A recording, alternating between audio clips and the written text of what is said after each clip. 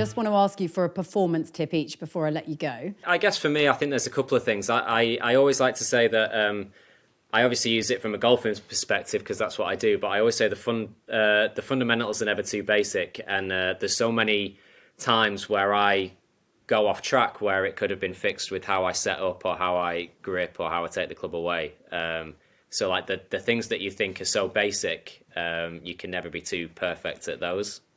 And I also think the people that you surround yourself with on a daily basis, whether that be for a reality check, whether that be for positive energy or whatever that may be, the people around you have a massive impact.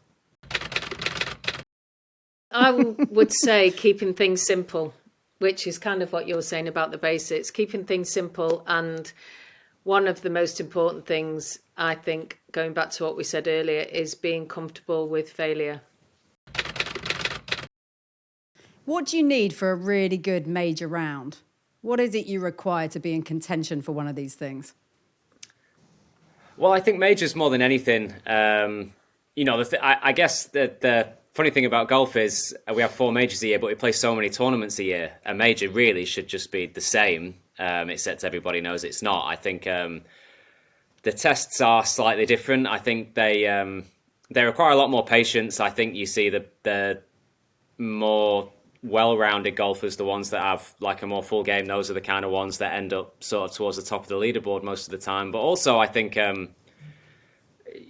they just seem to be different in terms of when it gets to the nitty-gritty on a Sunday, the ones that actually believe that they can do it more than the rest, that they can win a major, are the ones that seem to get over the line, or the ones that definitely put themselves in contention more. And then when you get to that point, like anything else, there's always that little bit of luck that's involved. It's whether it's your time or not. It's who holds that putt at the right time. But definitely there's a lot of belief and patience involved in those more than any other week. Whereas, in reality, it should just be the same. I've got a question as a completely useless golfer, but I'm used to a lot of other things. To know what. No, but we all know how much psychology goes into golf, like you say. And what do you find the more you get yourself into those high pressure situations that it's easier the next time around, and each time you sort of bank a little bit of learning, and that can feed into, like I say, the next time you've got a big shot and there's plenty riding on it.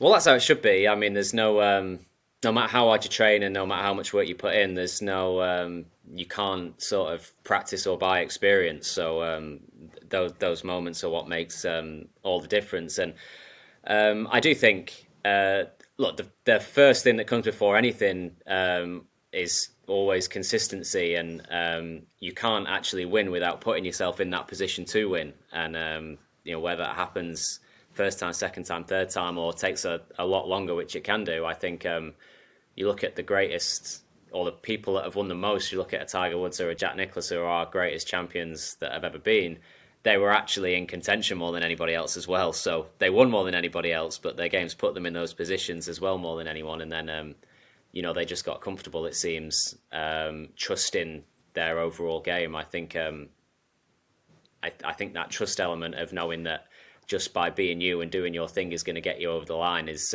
something that you really can't overestimate. Tell us what it's like if you got a 12-foot putt for a major competition. What's it? Just tell the rest of us what does that feel like? Are you absolutely bricking it, or you just go through your processes and hope for the best? Brick it first and then go through your process. I think. I mean, there's this whole dilemma. It's an amazing experience. I think you ultimately know that this is what you practice your whole life for this opportunity. You also don't know if you're ever going to get another one, and all of that builds. And it's not a normal putt. It's what you've been waiting for your whole life. And at the end of the day, you just go step up there and do what you do every single day of your life. And it's easy to say it's either going to go in or it's going to miss. Life's going to go on whatever, but it just doesn't feel that way at the time. And they are the putts that sort of you look back on your career and those moments that they don't define you as a person, but they definitely define your career. Claire, is Tommy always so calm and measured? I mean, going into a major weekend, I mean, do you feel a different sense of sort of anticipation as his other half and as his manager? I mean, how does that play out for you? Because it all seems very calm and very measured and very together, but there must be those moments where you have to gauge his mood and react accordingly. He is quite calm, though, honestly, aren't you? I mean, I'm generally a calm person. He is, yeah. But you know, like everyone, I get nervous. I think the hardest thing is, and actually, Ben, you've got more experience than me with it completely. But I think the hardest thing that I find still is dealing with your own expectations. Really, I think that's the most difficult thing, and actually, everything in life I can just let sort of pass by without, sort of breaking character. But, golf and what you put into it, when you put so much into it, I find it, just your own expectations is the hardest thing to sort of keep grounded. That's the truth, isn't it, Ben? You're always beating yourself up about what you think of yourself as opposed to what other people think of you, as far as sporting competition goes. Oh, yeah, Tommy's absolutely right. It's the thing that you put most effort into. That's what you really want. And I think we're all competitive when we have invested personal time into something. How much of this is a mental game as well as a physical game, would you say? I think, I don't know, I'd even go as high as 90%. It's huge. It's everything, because you can see with all these guys, the margins are so fine of, they win by, it's like in Formula One, we always say tenths of a second, don't we? Everything's managed in that. It's the same in golf. And what determines the difference in the players is their attitude and their mental strength, definitely, 100%. You can see it even on TV, never mind the guys that we know. You can see on TV the ones that blow up and completely lose it, and then the ones that flatline, don't show any emotion, just carry on. A lot of it depends on how they are and how their caddy treats them and how, the dynamic on the course.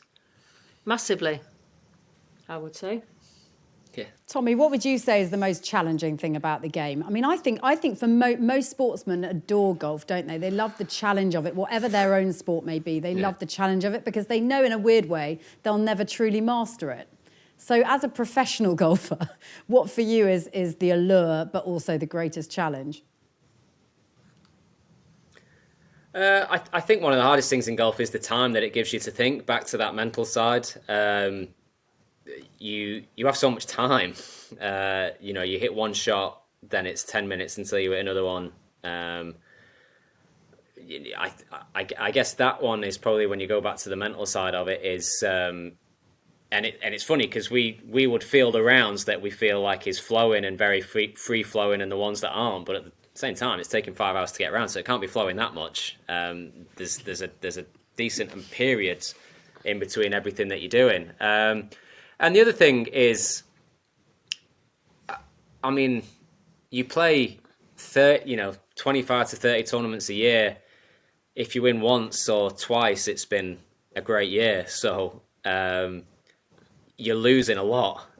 You lose all the time, and it's having a mindset where it's about your own performance and the satisfaction in what you're doing, keeping a level head. Because there's always somebody really that's, unless you're world number one, and unless you're winning a lot, there's always people that are playing better than you on any given week. There's always something that you've done wrong on a certain week. There's always a mistake that you've made, and that's going to cost you, a few places up the leaderboard or winning. And I think just the fact that you win so little is something that you have to learn to deal with.